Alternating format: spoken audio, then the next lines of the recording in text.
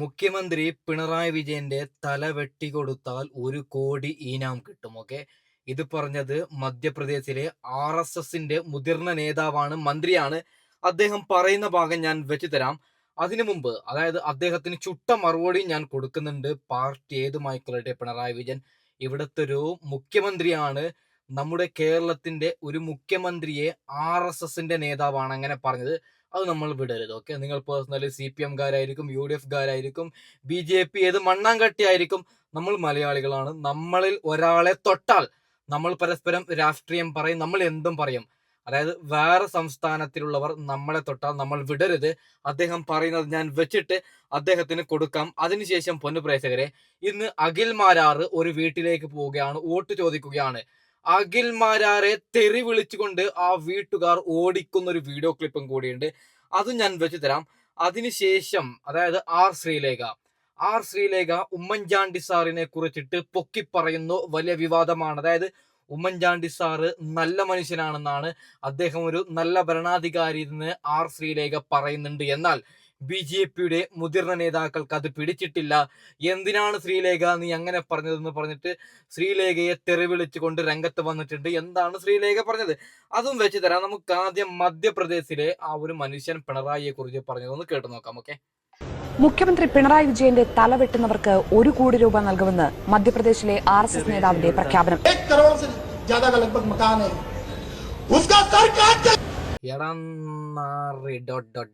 നിനക്ക് നാണമുണ്ടോ?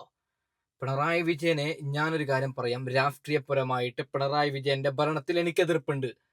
പക്ഷെ അദ്ദേഹം ഒരു മലയാളിയാണ്. മാത്രമല്ല മലയാളികളുടെ ഒരു മുഖ്യമന്ത്രിയാണ്. ആ മുഖ്യമന്ത്രിയുടെ തലവെട്ടാൻ പറയാൻ നീ ആരാടാ? നീ ആയിനോ RSSന്റെ നേതാവേ?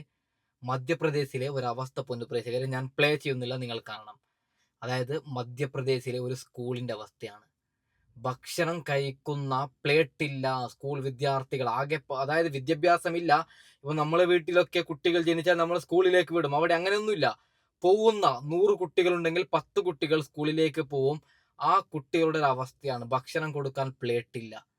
നായ്ക്കളുടെ ഒരു വർത്താനം. ജയ് ശ്രീറാം പറഞ്ഞിട്ട് ഞാൻ വർഗീയത കൊണ്ടുവരുന്നതല്ല. ഇവിടെ മുസൽമാനും ക്രിസ്ത്യാനിയും ഹിന്ദുവും എല്ലാവരും ഒന്നാണ്. നമ്മളെല്ലാവരും ഒന്നാണ്, ഒരു ചോരയാണ്. ഇവിടെയുള്ളത് ഒരൊറ്റ ദൈവമാണ്. ആ ദൈവത്തിന് പേര് മനുഷ്യ ദൈവം. നോക്കൂ, ഒരു കാര്യം പറയാം. അതായത് ജയ് ശ്രീറാം വിളിച്ചിട്ട് അവിടത്തെ പാവങ്ങളെ മതം മതം മതം എന്ന് പറഞ്ഞിട്ട് മതം ഇങ്ങനെ വയറ്റിലേക്ക് കയറ്റിയിട്ട് വോട്ട് പിടിക്കുന്ന നാണവും മാനവും ഇല്ലാത്ത ഇവറ്റകൾ പിണറായി വിജയനെ തെറി വിളിച്ചുകൊണ്ട് കേരളത്തിലെ ഒരാളെ തലവെട്ടാമെന്ന് പറഞ്ഞാൽ നമ്മൾ മലയാളികൾ മിണ്ടാപ്രാണിയെ പോലെ മിണ്ടാതിരിക്കണമെന്നാണോ നിങ്ങൾ പറയുന്നത്? പൊന്നുപ്രേക്ഷകരെ, അപ്പൊ ഒന്ന് ലൈക്കും സബ്സ്ക്രൈബും ചെയ്യണം. ഈ നാറിക്ക് 4 തെറി വിളിച്ചത് എല്ലാവരും കേൾക്കണം. അതുകൊണ്ടാണ്. അപ്പോ ഇനി പിണറായി വിജയന്, അതായത് പൊന്നുപ്രേക്ഷകരെ, ഇനി ഞാൻ പ്ലേ ചെയ്യാൻ പോകുന്ന വീഡിയോ പിണറായി വിജയൻ പച്ചക്കളവ് പറഞ്ഞിട്ട് കേരളം ഭരിക്കുകയാണ്. അത് നമുക്കൊന്ന് പൊളിക്കാം. ഓക്കെ, അതിനുശേഷം ബാക്കി നമുക്ക് ചർച്ച ചെയ്യാം. നമസ്കാരം. പറഞ്ഞുകൊണ്ടിരിക്കുന്ന പല കള്ളങ്ങളിൽ ഒരു കള്ളം നിങ്ങളുടെ മുന്നിലേക്ക് ഞാൻ എടുത്തിടുകയാണ്. നിലവിൽ LDFന്റെ ഒരു പരസ്യവാചകമാണ്, എല്ലാ റോഡുകളും പാലങ്ങളും ഏറ്റവും മികച്ചതാക്കാൻ മറ്റാരുണ്ട് ഇവിടെ LDF അല്ലാതെ. 2021 മത്സരിക്കുമ്പോൾ ഇതേ LDF പറഞ്ഞിരുന്നത് LDF വരും, എല്ലാം ശരിയാകുമെന്നാണ്. അങ്ങനെ 2021 മുതൽ 2025 വരെ ഇപ്പോൾ പറയുന്ന റോഡുകളുടെ ഈ പരസ്യവാചകവുമായി ബന്ധപ്പെടുത്തി ഒരു കാര്യം നിങ്ങളുടെ ശ്രദ്ധയിൽ കൊണ്ടുവരാൻ ഞാൻ ആഗ്രഹിക്കുന്നു. ഈ റോഡുകളും പാലങ്ങളും ഏറ്റവും മികച്ചതാക്കുമെന്നാണോ മികച്ചതാക്കിയെന്നാണോ ഇപ്പോൾ ഈ LDFന്റെ പരസ്യവാചകം എന്നെനിക്ക് മനസ്സിലായില്ല. എന്നാലും ഈ റോഡുകളുമായി സംബന്ധിച്ച് കേരള പോലീസിന്റെ വെബ്സൈറ്റ് എടുത്ത് ഞാനൊന്ന് പരിശോധിച്ച് നോക്കി. 2020 മുതൽ 2025 വരെ നടന്ന അപകടങ്ങളുമായി ബന്ധപ്പെട്ട് നടന്ന മരണങ്ങളുടെയും കണക്ക് ഈ വെബ്സൈറ്റിൽ കൊടുത്തിട്ടുണ്ട്. 2020 ഏകദേശം 27,877 ആക്സിഡൻസ് ആണ് കേരളത്തിൽ നടന്നിരിക്കുന്നത്.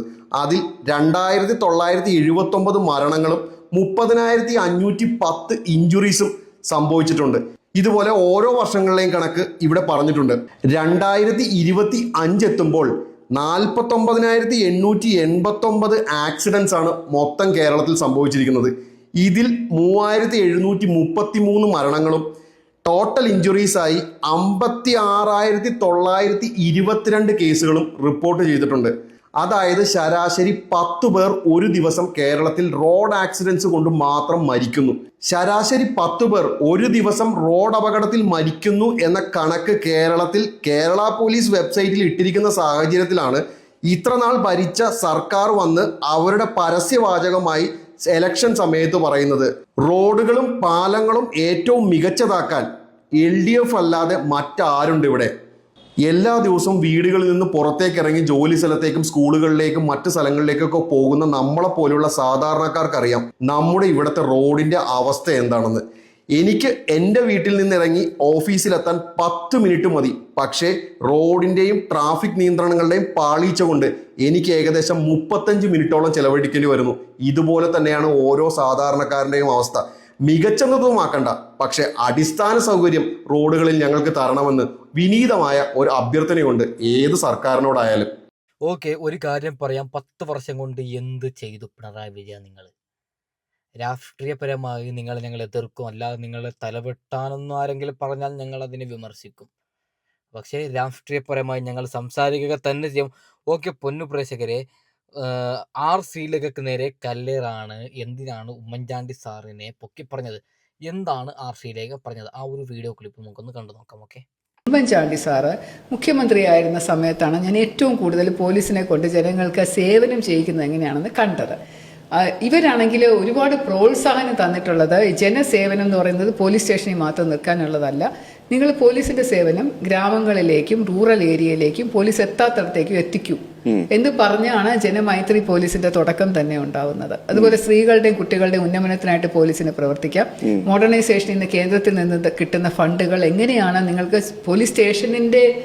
പോലീസിന് വാഹനം വാങ്ങിച്ച് പോലീസ് സൗകര്യങ്ങൾ മെച്ചപ്പെടുത്തുന്നതിനേക്കാളും പോലീസ് സ്റ്റേഷനിലേക്ക് വരുന്ന ആളുകൾക്ക് വേണ്ടിയിട്ട് ഒരു വെയിറ്റിംഗ് റൂം, അവർക്കിരിക്കാൻ കസേര, ഒരു അമ്മമാർ വരുവാണെങ്കിൽ അവർക്കൊരു ഫീഡിംഗ് റൂം, വനിതാ പോലീസുകാരിക്ക് ഒരു പ്രത്യേക ചേഞ്ചിങ് റൂം, ഇതുപോലെയുള്ള ജനനന്മ ചെയ്യുന്ന പൊളിറ്റീഷ്യൻസും ഉണ്ട്.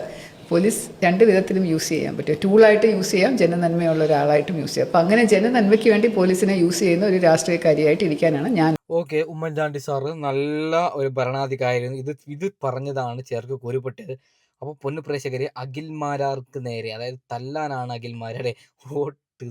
അതൊന്ന് കാണണം. അതായത് വോട്ട് ചോദിക്കാൻ പോകുമ്പോൾ തല്ലുന്നൊരവസ്ഥ, തെറി വിളിച്ചോടിക്കുന്നൊരവസ്ഥ, അതും ഒന്ന് കണ്ടിട്ട് പെട്ടെന്ന് വൈൻഡപ്പ് ചെയ്യാം. ഓക്കെ. നിങ്ങൾ മാത്രം അറിയില്ലേ കോൺഗ്രസ് എംപിമാരും മന്ത്രിമാരും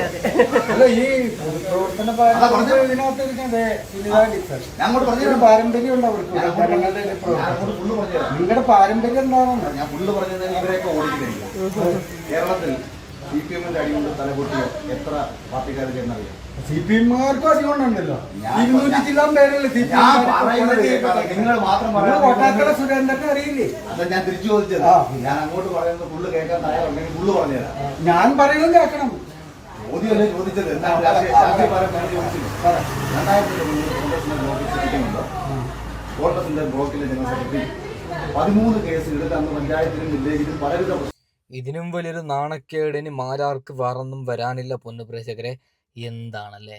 അപ്പോൾ ഒരു കാര്യം പറയാം, ചിന്തിച്ച് വേണം നമ്മൾ ഓരോരുത്തരും വോട്ടിടാൻ വേണ്ടിയിട്ട്. വളരെ വളരെ നിർണായകമാണ്. ഞാൻ പറഞ്ഞിട്ട് കാര്യമില്ല. അപ്പോൾ തൽക്കാലം ഞാൻ എന്തായാലും വൈൻഡപ്പ് ചെയ്യുകയാണ്. അടുത്ത വീഡിയോയുമായി ഉടൻ വരാം. ഒന്ന് സബ്സ്ക്രൈബ് ചെയ്ത് ലൈക്ക് ചെയ്തൊന്ന് സഹകരിക്കണം. ഓക്കെ.